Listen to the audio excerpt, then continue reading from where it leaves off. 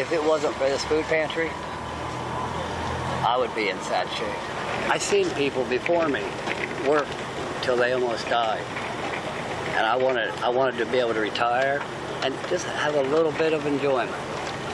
So I retired at 67, and I was pretty nervous to do that because when you're giving up your source of income, go down to a quarter of what you originally had, it can give you some sleepless nights. Inflation slowed in April after 7 months of relentless gains, a tentative sign that price increases may be peaking while still imposing a financial strain on American households. So as food prices are higher, as more people are in need of our services, we're seeing decreases in some places that are really impacting us too, like decreased donations. A majority of our members are seeing a decrease in donations. Decrease in government-supplied commodities at a time when we need it the most, and decrease in retail and manufacturing donations too. So it's a perfect storm. U.S. consumer prices jumped 8.3% last month from 12 months earlier. That was below the 8.5% year-over-year surge in March, which was the highest rate since 1981. On a month-to-month basis, prices rose 0.3% from March to April, a still elevated rate, but the smallest increase in 8 months.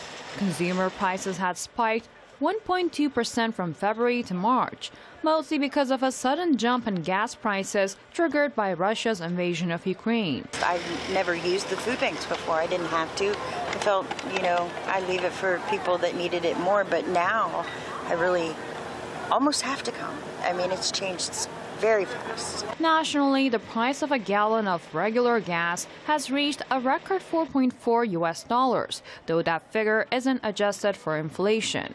The high price of oil is the main factor. A barrel of U.S. benchmark crude sold for around $100 a barrel Tuesday.